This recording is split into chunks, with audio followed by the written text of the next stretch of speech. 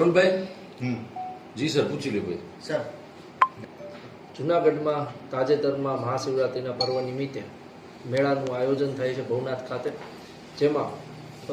ભારતભરના તમામ સાધુ સંતો પધારે છે અને આ મહાશિવરાત્રિના મેળામાં જે રવેડી હોય છે તે પૂર્ણ થયા બાદ ભવનાથ મંદિર ખાતે આરતી કરવામાં આવે છે અને ત્યારબાદ ભવનાથ મંદિર ખાતે જે મૃગીકુંડ આવેલું છે તેમાં સાધુ સાધ્વીઓ સ્નાન કરતા હોય છે. આ સમય દરમિયાન સાધુનો વેશ ધારણ કરીને કીર્તિ પટેલ નામની જે વ્યક્તિ છે, જે સોશિયલ મીડિયામાં ખૂબ જ પ્રખ્યાત છે,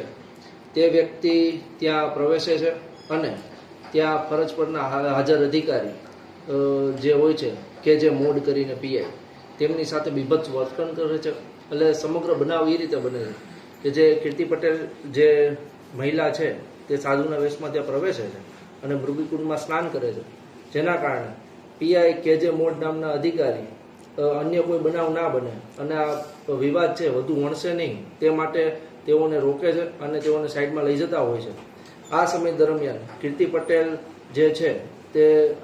મહિલા અધિકારી સાથે ખરાબ વર્તન કરે છે, અશોભનીય વર્તન કરે છે અને તેઓને જાનથી મારી નાખવાની ધમકી આપે છે, જેના કારણોસર ભવનાથ પોલીસ સ્ટેશન ખાતે ફરજ રૂકાવટનો ગુનો દાખલ કરવામાં આવેલ છે અને આ જ સમય દરમિયાન અન્ય પણ એક ફરિયાદ દાખલ કરવામાં આવેલી છે, જેની વિગત એવી છે કે મહામંડલેશ્વર સ્વામી બજરંગદાસ બાપુ કે જેઓએ સોશિયલ મીડિયામાં આ જે કીર્તિ પટેલ અને અન્ય વ્યક્તિઓ જે મૃગીકુંડમાં સ્નાન કરતા હોય છે તે બાબતનો વિડીયો જોતા તેઓની ધાર્મિક લાગણી અને આસ્થાને ઠેસ પહોંચેલ હોય, જેથી તેઓએ ભવનાથ પોલીસ સ્ટેશન ખાતે ફરિયાદ આપેલ છે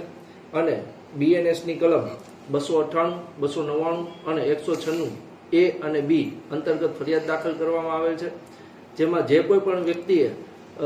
આ મૃગીકુંડમાં સ્નાન કરેલ હશે તેઓ તમામ વિરુદ્ધ તેઓ ફરિયાદ આપેલ છે અને કીર્તિ પટેલને તેઓ જોએ ઓળખતા હોય તેમના વિરુદ્ધ નામસરની ફરિયાદ આપેલ છે. સર, કીર્તિ પટેલની અટકાયત કરવામાં કઈ કરી રહી છે. હાલ તેને પકડવા માટે ધરપકડ સારું વિવિધ ટીમો અને વિવિધ ચક્રો ગતિમાન કર્યા છે. તાજેતરમાં તે ટૂંક સમયમાં તેની માહિતી મળી આગળની કાર્યવાહી હાથ ધરવામાં આવશે. કીર્તિ પટેલ સાથે એક મહિલા પીઆઈ પણ છે, એમની વિરુદ્ધ કોઈ ફરિયાદ દાખલ થઈ છે કે કેમ? હાલ જે બજરંગદાસ બાપુએ જે ફરિયાદ આપેલ છે તેમાં મૃગીકુંડમાં સ્નાન કરતા સાધુ સાધ્વીઓ સિવાયના અન્ય તમામ વ્યક્તિઓ વિરુદ્ધ તેઓએ સ્નાન કરેલ હોય, જેથી તેમની ધાર્મિક આસ્થા અને લાગણી દુભાયેલી હોય, જેથી તમામ વિરુદ્ધ કાયદેસરની કાર્યવાહી કરવા માટે તેઓએ આગ્રહ રાખેલ છે.